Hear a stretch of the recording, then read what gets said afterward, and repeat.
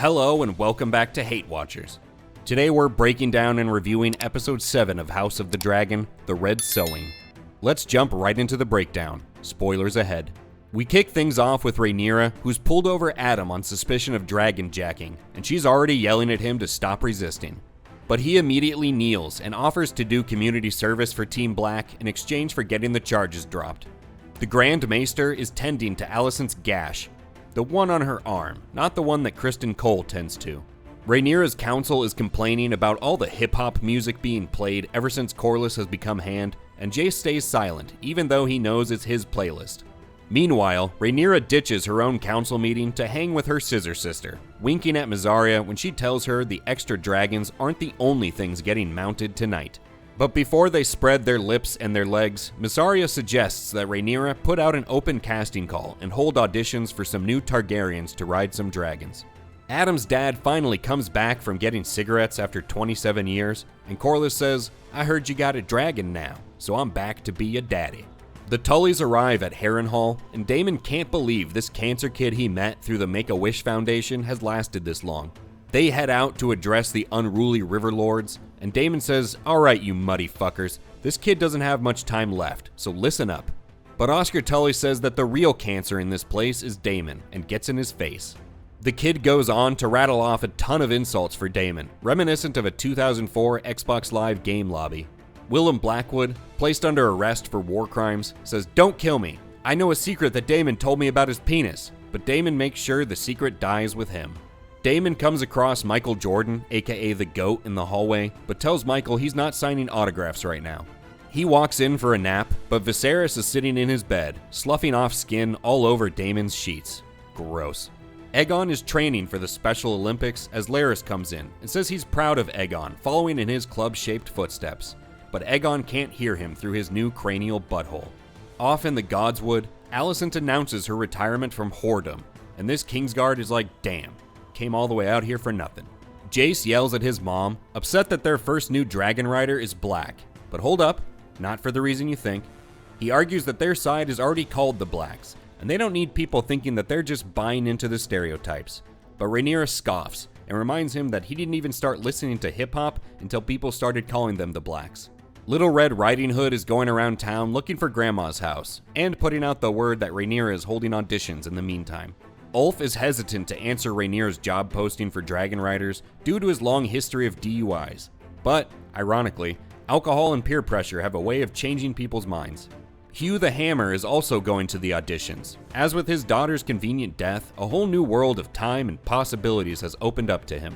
Elsewhere, Alicent is cosplaying as the Lady of the Lake. She takes a dip in the water where she lets her bush flow freely. Rhaenyra's head dragon keeper says that this group of rejects she's brought to audition, they don't got the magic worthy of his stage production, and his whole squad resigns as he says, "Dragon keepers, out."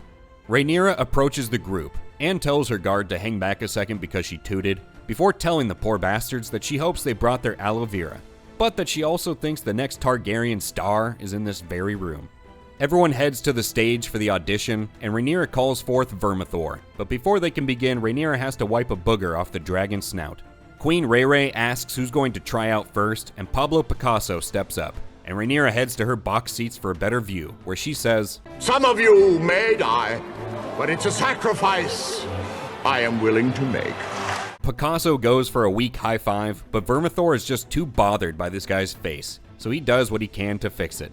Rhaenyra is already zoned out, wondering how she can talk Mysaria into wearing a silver wig.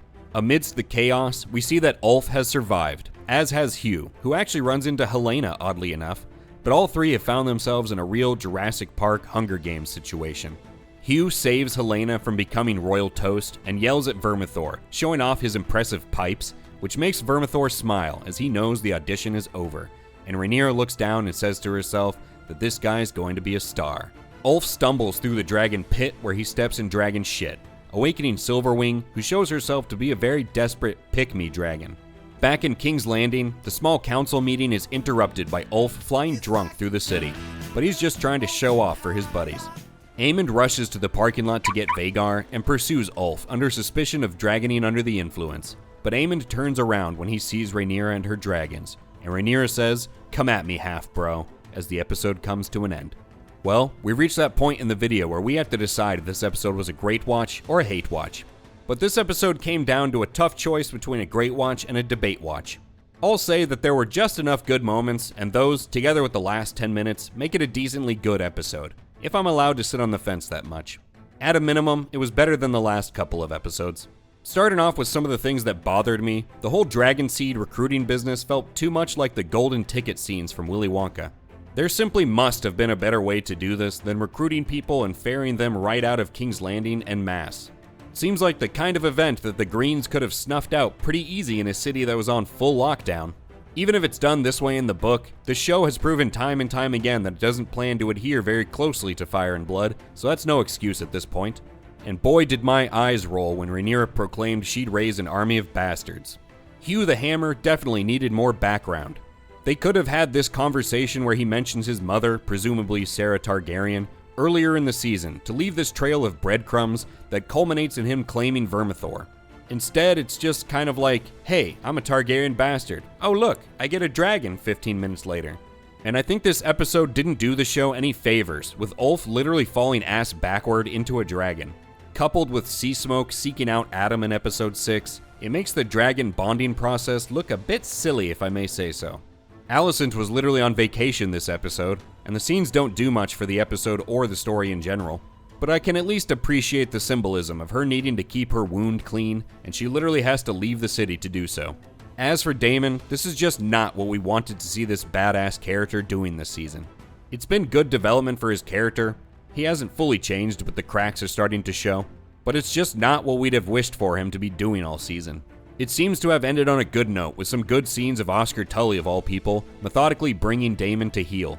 He knows how important his efforts in the Riverlands are to Daemon's cause, and he really threaded the needle in standing up strong for his people without drawing the full ire of the king, consort.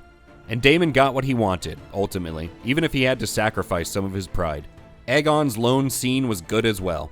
He was in excruciating pain that you as the viewer could feel. And it shows how far he's fallen and just how far uphill the road to recovery is.